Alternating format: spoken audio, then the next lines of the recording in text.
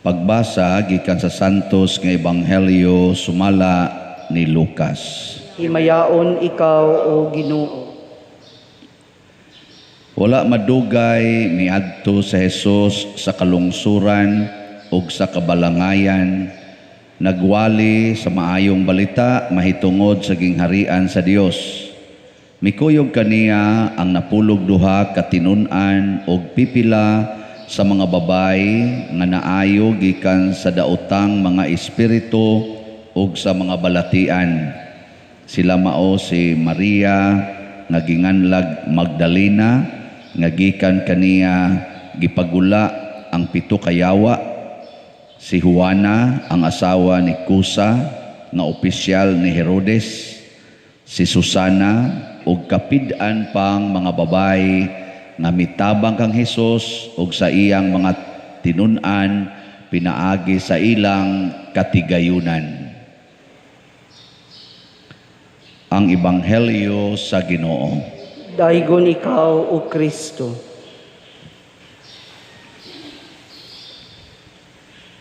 Murag ang atong pagbasa ron ug ang salmo makarilit gitang tanan. Sa atong unang pagbasa gisaysay o gipasabot ni San Pablo ngadto ni Timoteo ug nganhi nato unsa kangilad ang mahitabo sa tao nga mahigugma sa salapi. Kamo nahigugma mo sa salapi o wa? Kung may mukawat sa inyong kwarta di mo masuko.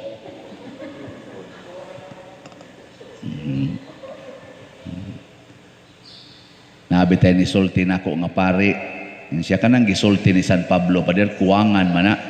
Nako ngano man. Siya ningon magud siya, the love of money is the root of all evils, or ang gugma pagka mahigugmaon sa salapi matud pa niya diri maoy sa tigingon niya maoy tinubdan sa tanang pagkadautan. Siya pero baya pader ang pagkawa baya sa aning salapi makapahimo baya natong dautan. Sakto dili? Sakto. Kusga? Sakto. Mga buangon mo. Si San Roque, iya mo itong gibiyaan iyang salapi, nahimo day siyang dautan. Si St. Francis of Assisi, gibiyaan man to niya iyang salapi, wa na magito si salapi, magpakilimos na malanggani, nahimo day ang dautan. Si Mother Teresa of Calcutta, wa na magito siya salapi, nagsigi na malantog alagad, gikinamot na malanggani, hagpat ang uod sa lawa sa mga tao, nahimo day siyang dautan. Sayop na ang argument. Kay wa man nagisulti dire, wa man sa nagisulti ni Kristo. Mo na nga sa atong tubag sa Salmo, niingon ra gyud siya, bulahan ang mga tao nga kabus sa espiritu. Sa tito sumpay? Kay ila ang gingharian sa langit. Kanay manggong gugmas kwarta, sama sa inyong gitubag, nga niingon mo, unsa man say kawaton pa dir, wa man may kwarta. Ang historyaan nato karon dinhi gugma sa kwarta. So ang tao nga dato nga daghag kwarta unya nahigugma siyang kwarta, mahimo na siyang dautan. Ang tao sang kabos nga wa gyud kwarta pero nahigugma sa kwarta, mahimo gyapon ang dautan. Mangawat man na, manulis man na, maghimo man nagkrimen, mamaligya man nagsyabo, mangurakot man na. Ana, basta nahigugmas kwarta. Pero ang daghag kwarta nga wa mahigugmas kwarta, kay kabus ang iyang kasing-kasing, ang gihigugma ang kakabus, ug daghan siya kwarta, di na siya mahimong dautan, mahimo hinuon na siyang manggihatagon ug makalipay sa daghang mga tao. Pila ka buok na minaw aning atong misa diha sa social media. In addition ninyo, kay bawo mog pila? Mag-average og mga 70,000 kada adlaw. Okay, hapit naman mo 80,000 atong subscribers niya, mahatagan man na sila dayon. Niya i-times 2 na nato, average yung mga 100,000 kada adlaw. Yan, nalipay mo ana. O kana, nindot kayo. Mo na, niining naminaw nato sa social media, o niabot na baka nag 1 million, watakibaw, na ay mga tao nga nahigugmas Ginoo, labaw sa ilang paghigugmas kwarta. Mao na nga, pag-ingon na to, maligya tag slat para tukod taaning kapilin ha. Nang hatag dayon, ang uban, mga maid lang, napagganiro'y bago nga driver siya habal-habal. Nga iya jud kuno nang gigahin nga ang una niyang biyahe padong adto sa syudad, gikan Bukid Manila. Ang una niyang biyahe padong sa syudad, iyang ihalad para ipalit niya sa slot.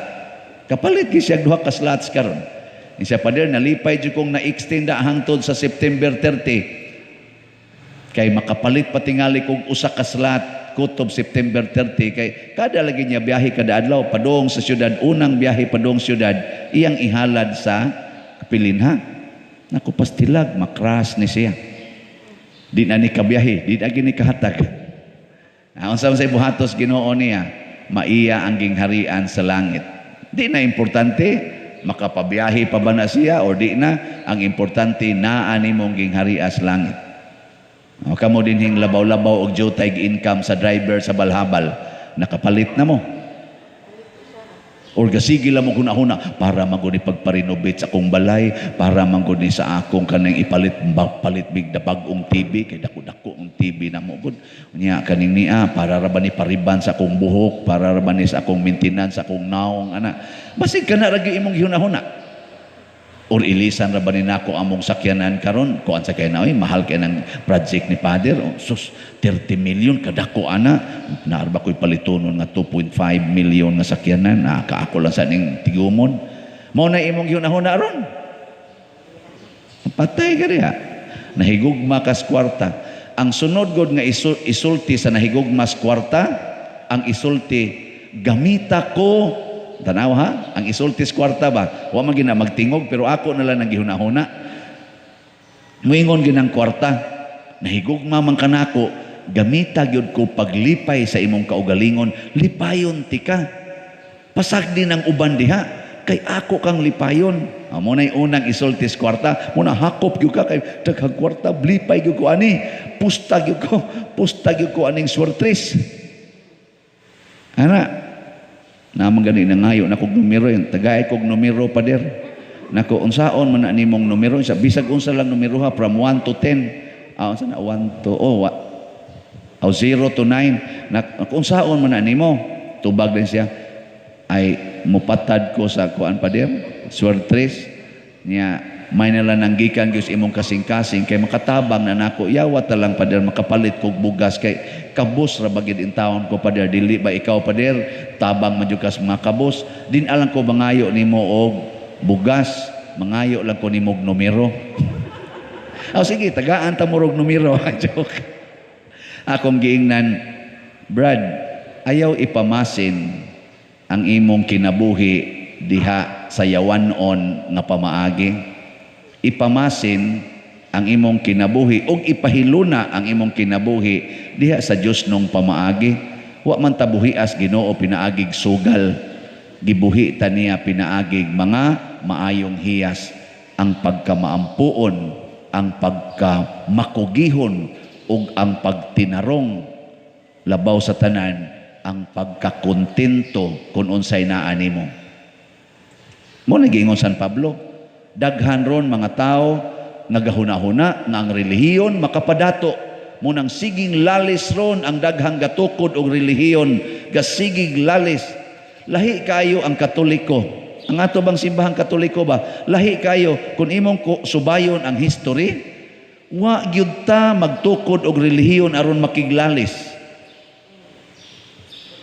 Unsa man aron magsangyaw. Unya kung patyon ang ato mga magsasangyaw sama sa mga apostoles, kung patyon sila, okay rasad, di gyud makiglalis, musugot lang putlas liog, ilansang sa cross og batuon hangtod mamatay. Giingnan niya si Timoteo ni San Pablo nga pagbantay gyud ha, nga magsigi na lang muglalis, magsigi mo og contest og kinsay nakasabot ni Dios pulong sa Ginoo, hangtod na lang Ginoo, din agid noon ninyo masabtan ang pulong sa Ginoo. Mo na karon siging lalis. Pare anang magsigig ingon nato, Pader, nganong musimba mamo og mga rebolto? Nako, kinsa man ka? Pila imong edad? Ini siya, 20 akong edad. Niya, naglibog jud ko, Pader, nganong magsimba tag rebolto? Katoliko man ko. Nako, kanang pangutanaha, kay babae man to siya, nako, kanang pangutanaha day, mga 4th century, ngari sa 15th century, gisigihan na nagdiscuss, gisigihan na naugtubag, maurag yapon ang pangutanaha hangtod karon, hapit na lang matapos ang kalibutan, maurag yapon ang pangutanaha, kadugay na anang gitubag. Nganong di man kasabot, kay gusto ragyog lalis, dili gusto og kamatuoran. Maurag na.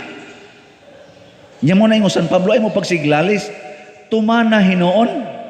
Nya unsa may gisulti karos Ginoo, ayaw gyud higugmaa ang salapi. Ay napakiglalis ana.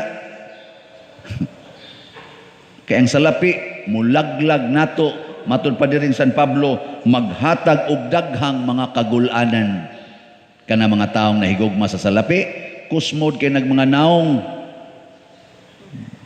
Ay lingian ay mong tupad. Lingian. Nga, di manggay mo mulingi. Kay kanang nahigog magsalapi, tikig kay nagliog, di nakalingi. Oh, magsigir na nag-anay. Na imo sangpit, bungol.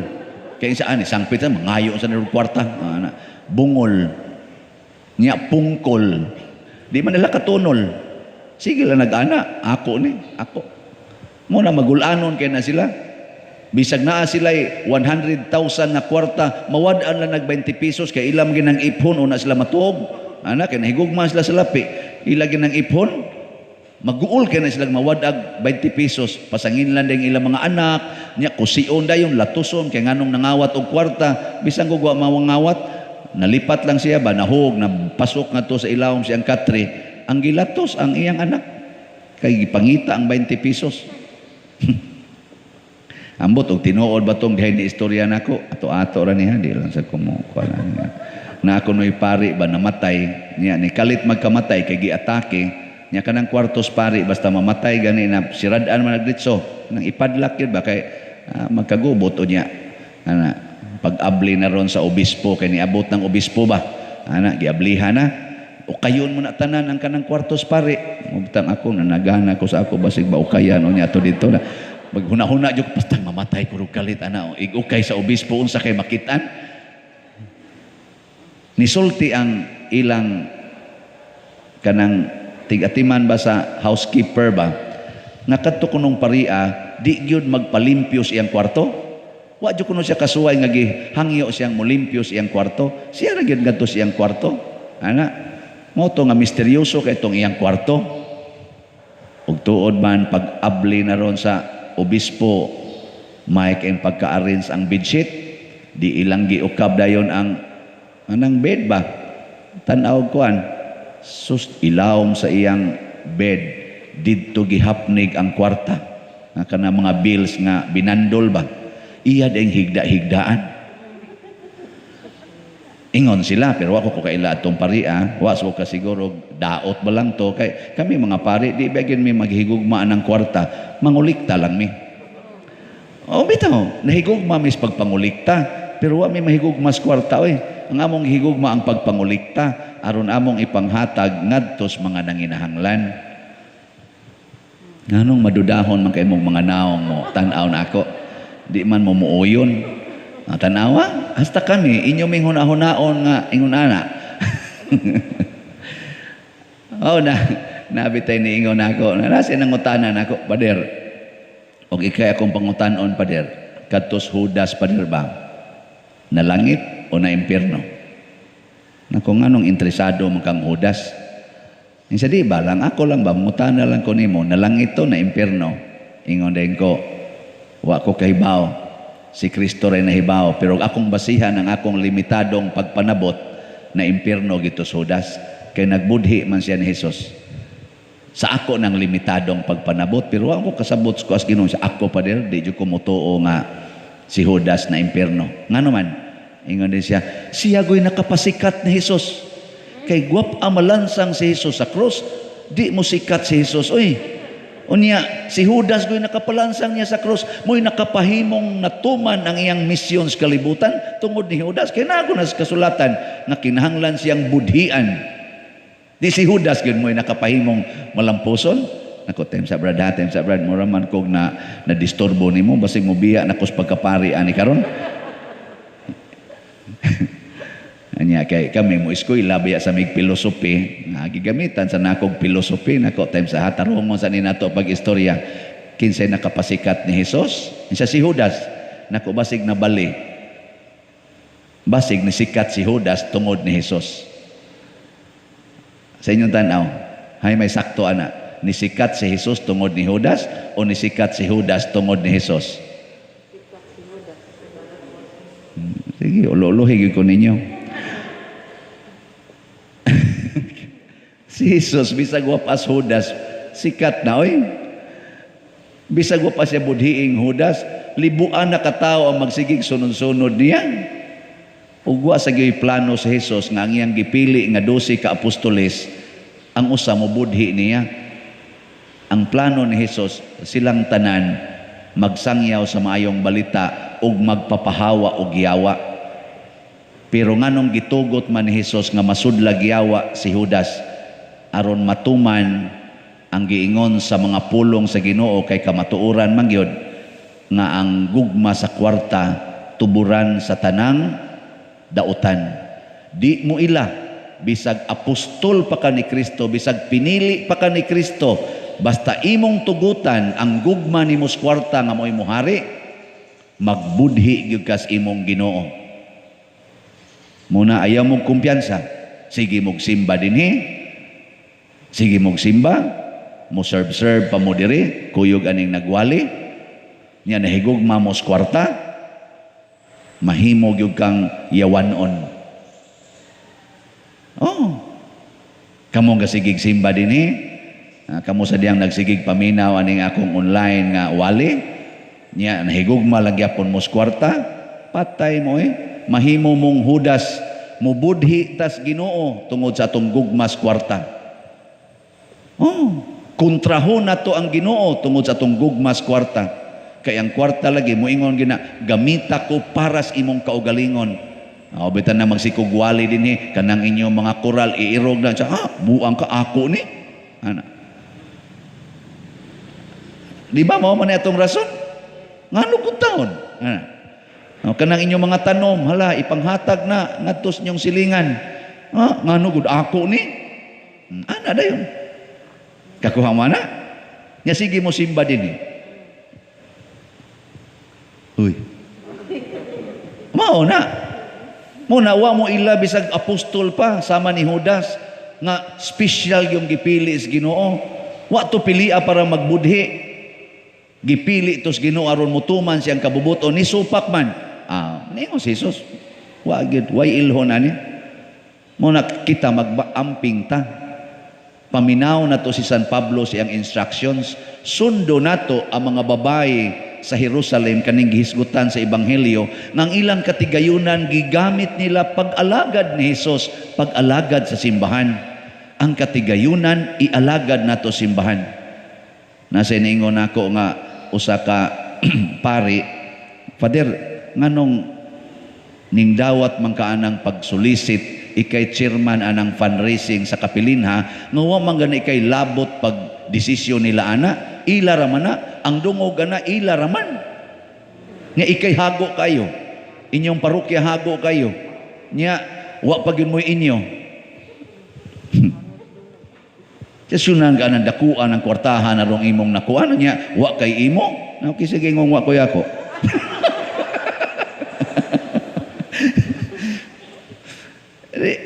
Di ba ang ikaw mo kanubig sunan ka ni pila na ni atong na nakuan karon 17,907 slots na ang nahalin. Pakpaktas Ginoo. Nya ang dinhi sa ato lang ang nisod nga atong naihap 16,999 niya ang niso dito sa Tres Pastorinhos Foundation, 908 slots. Ang sa ato 16,999 niya i-remit gini nato tanan ngadto to the last centavo. And this is 16,999,000. Ang kaasugot man ka ana. Nako, pwede pa mangganig punan. Nga naman, tungod kay simbahan man niya itong gialagaran, wa may kalainan ang San Vicente Ferrer Parish ug ang kapilinhang gitukod sa Archdiocese, kay ang parokya natukod aron mo serbisyo sa simbahan nga mao ang Archdiocese, ang local church dinhi sa Archdiocese sa Sugbo. Ngano gud taong padayonon ko ning akong projects dinhi sa parokya kung sangpiton ko sa Archdiocese pagtabang niini, or akong lainon pagsulti basin sa akong pagtabang ani matuman ang akong project sa parokya. Ang saman sakto dili kun mo hatag mo. Sige na, nindog na ta.